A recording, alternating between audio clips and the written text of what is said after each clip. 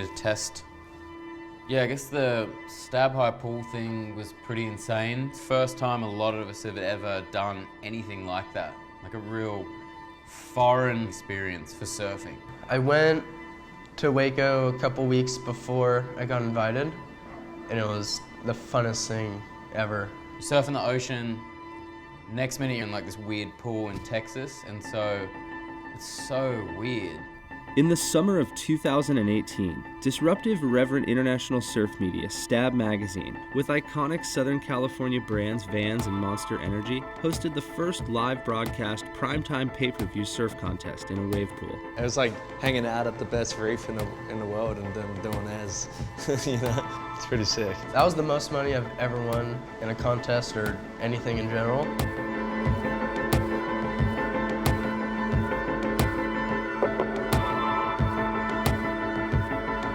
Stab High brought the world's best aerial surfers to the first American Wave Machines wave pool in Waco, Texas, to compete in a 4-hour aerial shootout. The groundbreaking event has ushered in what will be a new age of competitive primetime surfing. This is the story of Stab High, the biggest pool party in surfing. It's all these people just hanging on a wall. They're like here, and then you're taking off on a wave here, and they're all yelling. That was sick. Backpacking it on with like cool concerts that kind of represent our surf culture, like I think that's the future. Different than any other surf contest or any other event. Here we go. Oh, he hated that too. I'm completely blown out by this contest. Like, I just can't believe the energy of it. There's something to be said about the consistency of like just having waves every 10 seconds. Surfing radical. Is changing, and we're watching it change right here. Oh, what was that? That was sick. I had it in my mind, you know, that wave pools would spike the progression and make it go faster, and it far exceeded my expectations. It's the funnest contest I've ever done, hands down. You can evolve the sport with these things, and it's super entertaining and super fun. Will she stomp out the slop? There's the there's a make. Sierra KERR. Good job, Sky. Good job, everyone. That was super fun. So how did we get here? Allow us a radically attenuated history of wave pools and surf competitions.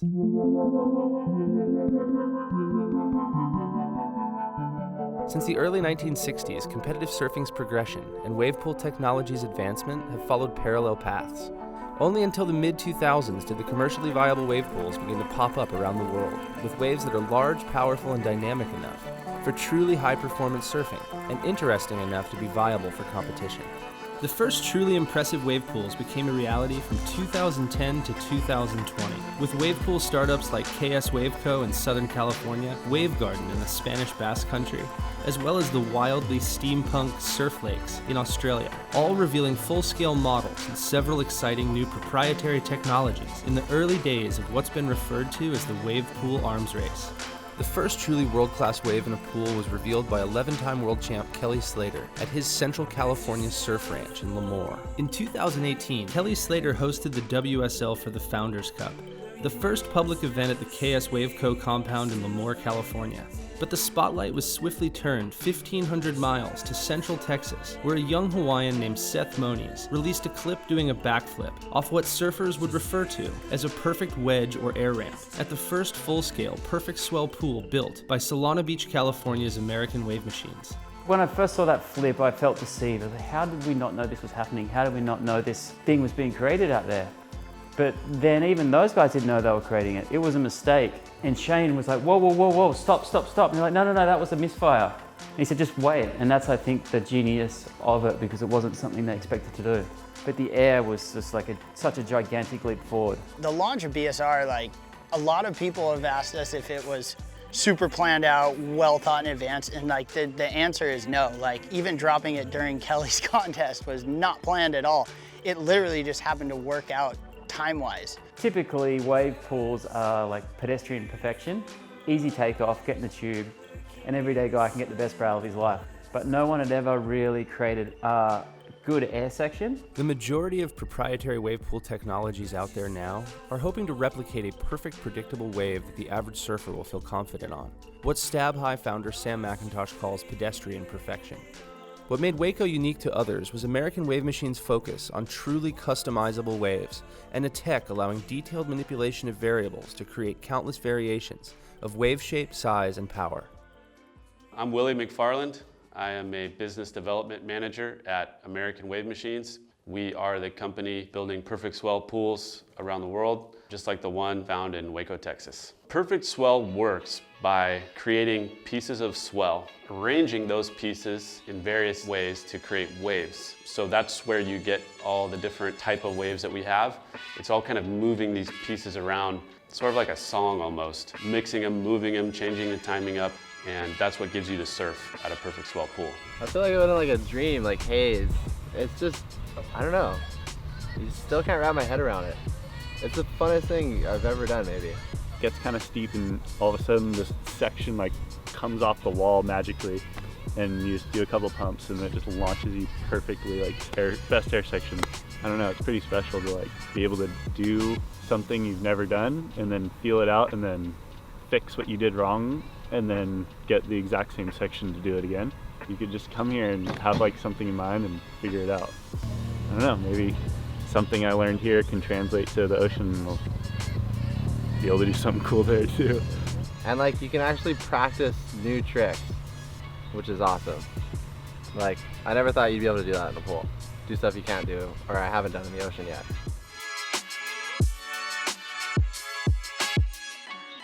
But I like how they're just like on the spot, just changing it. Boom, boom, boom, and then we can like kind of come in, we're changing boards and kind of telling them like what we want. Like I can't believe it's just that quick on the spot. You come to Waco and you just get the same thing over and over again.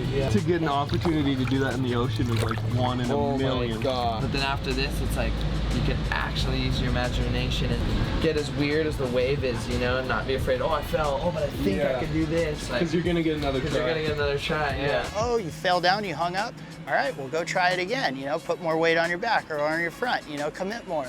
You can't do that in the ocean. So the progression is insane. The timeline from stab, showing up at the back gate, to then bringing in a crew and Sam McIntosh coming as part of that crew to stab high, I think the lead up for all of that altogether was like 3 months. And that's like a broadcast on like a major television network, you know, the whole deal. Never been done before in a pool. That's what made this pool so unique, because all the best surfers flocked to it, and then it was validated by the best in the world, and then it started a frenzy. This event was the first of its kind. How was your experience surfing here? It was so much fun. It was different than any other surf contest or any other event. I think there should be way more of these. Contests have always been a part of our vision ever since we started. The big surprise was that Stab didn't take any convincing. Normally we had to explain to people a lot what's possible in the pool. They saw the potential right away, jumped on the opportunity. The whole thing was surreal, because I went to Shane, I said, hey, do you think the owner would let us run an event? He's like, I don't know, dude, let's try. And we're sort of working out how we can do it. We only did it in 3 months, so from the day we were there to 3 months later, we're running the event. At the very end of the trip, Sam's like, so I want to throw an air event. And, you know, he's like all soft-spoken, and I'm kind of like, all right, this sounds cool. It sounds like you're kind of thinking about it, but then the next thing I know, he's just calling us up. All right, so we need this, so we need this, so we need this. We got clearance from the owner, and we just started charging. And in, you know, the better part of 3 months, that was thrown together, and it was awesome. And I've got Shane MAGNUSSON, and he's going to be competing in the acid drop. And Shane with the first attempt. Oh, sending it. Oh my God. What was our vision for Stab High? We just wanted to make a fun event that felt like surfing. Same way when you go down to the beach, it's a fun vibe. You don't need coaches, you don't need trainers, you don't need exercise balls. Paddle out, have fun, come in, hang out with your friends, there's live music playing. That feels more like the surfing we grew up on. For me, the progressive approach, the big airs, the doing it under the lights at night. We showed up, we got all the surfers there, we had the event, we had the format. Lots of guys weren't catching the wave. I'm like, oh, this is just a disaster. And then as the day went on, the nerves wore off. Well, they started landing more airs, and then we knew the contest was going to be good. I think the biggest surprise was how focused on progression the contest would be.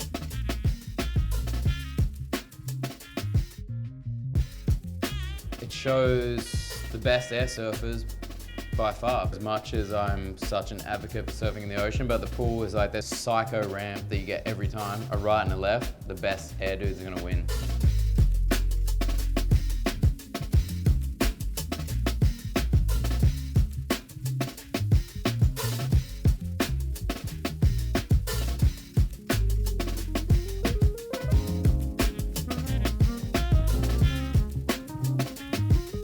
Corked out flips, 540 attempts, shove-its, varials, you know.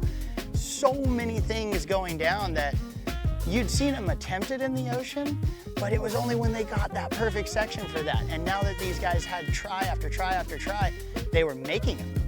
A mutant heavy wave, like an ugly section, is nothing for the everyday surfer. You don't even want to look at it, you don't want to know about it. At best, you might do a floater on it. But that's where the upward spiral of progression leads. And so that's what made this pool so unique, because all the best surfers flocked to it, and then it was validated by the best in the world, and then it started a frenzy. That part was actually quite cool that they rose to the occasion.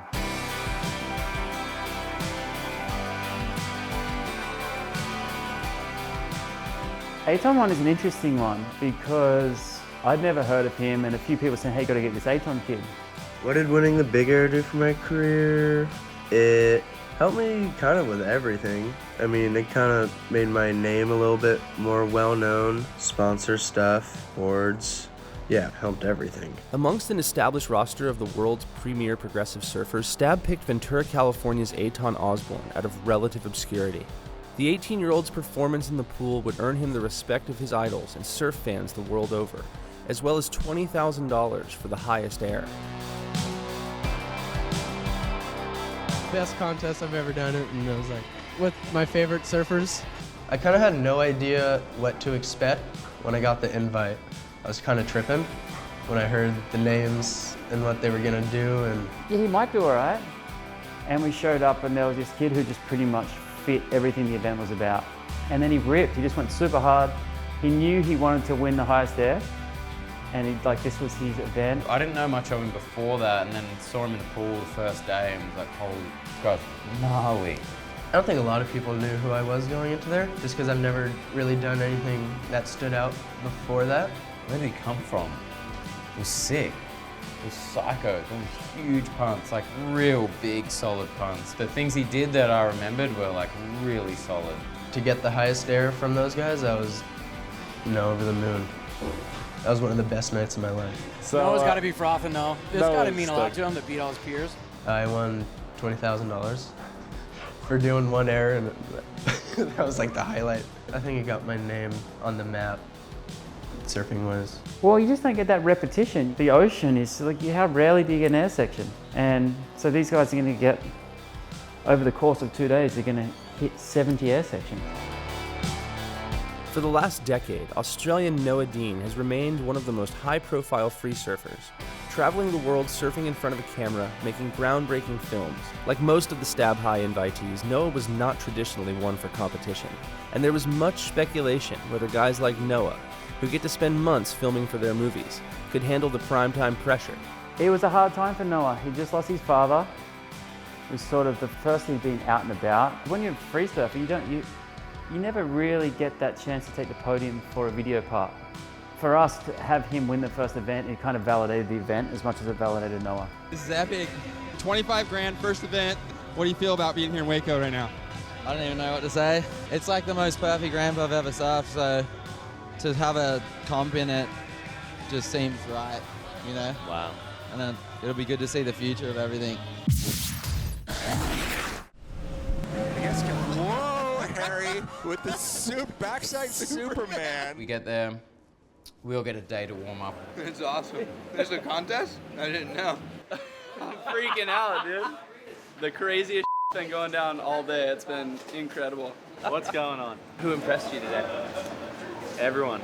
I would say last year for the preheats or whatever, the warm-ups, and this year's like tenfold. Nuts. Everyone.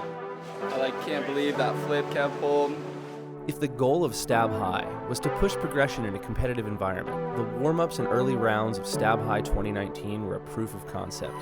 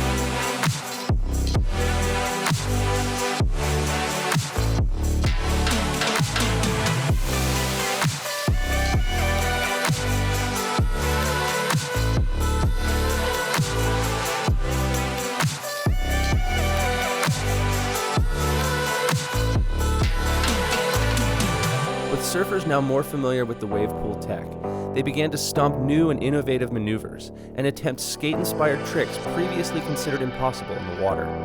In Crane, it was rad. Like, it was just, for me in the tower, just watching these guys punt on that section we created was just like, dude, I was freaking out.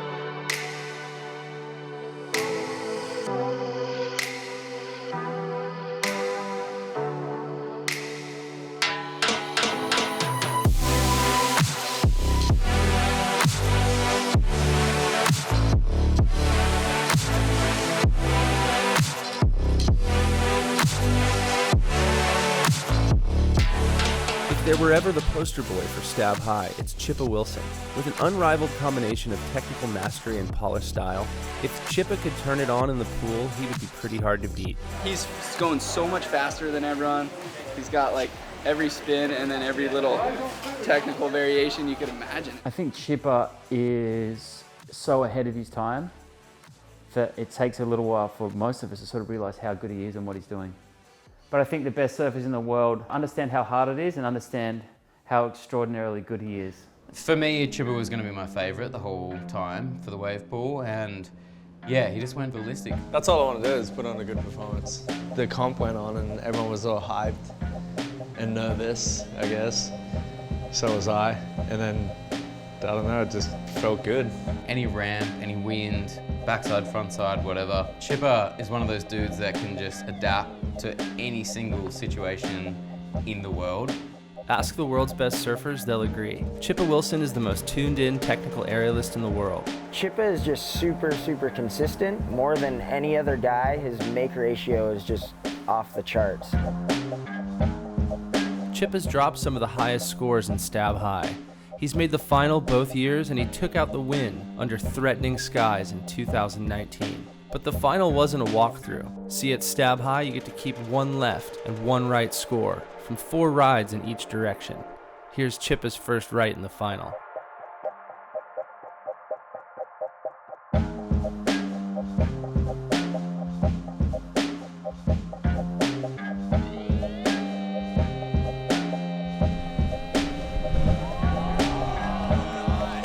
All right, CHIPPA Wilson. Oh, he's got one more chance.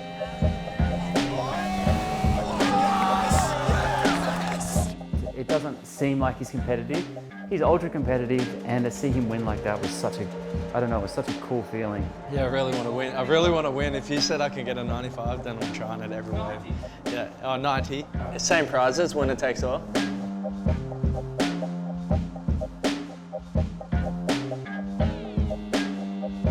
He just, you know, went out there, did what he was good at, landed him, and sealed the deal. That was psycho. So as it stands right now, CHIPPA Wilson will go home with this Stab High victory. CHIPPA wins, that's not a bad problem. Everyone knows he was the best surfer today.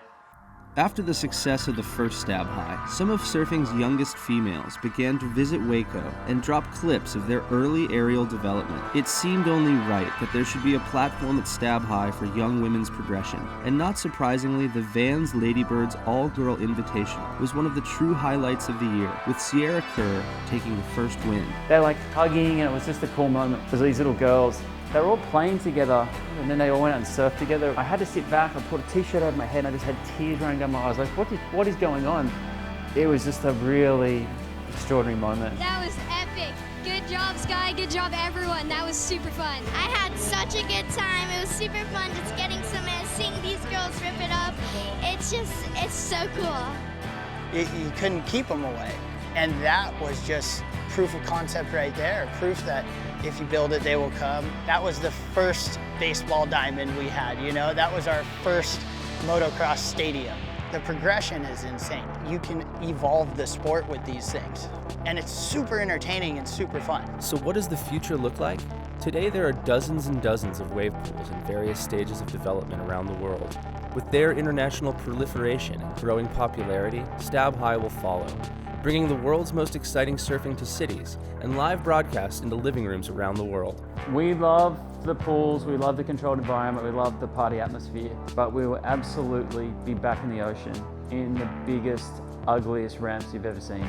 We had goals to be the host of the Olympics for surfing. They're going to do it in the ocean. We are building a pool in Japan, and hopefully we'll do a stab high in Japan prior to the Olympics. Yeah, I want to see more stab high kind of stuff. To me, it's like the big air, the XGames, the spectator pleasing, just the rad lifestyle, just really cool events that are just crowd pleasers. Now we just got to populate more around the world and run them in the right way and utilize them as like what you can do with that controlled environment now. I know there's more power in the wave, and I want to make that section more evil. And so I want to sandbag the whole beach, pump out the bigger waves, let them come more infrequently, and really jack it up. Let's see what we can do. What a lot of people don't know about Perfect Swell technology is that it's 100% scalable. So we will in the future see bigger pools. You could conceivably have 3 airs on one wave and have that be the score for the contest. It's booming, it's huge. People want to do these things. It takes a lot, but at the end of the day, it's worth it. Which is the magic part of this thing. You do want it to go back to where it was born and where it's supposed to live.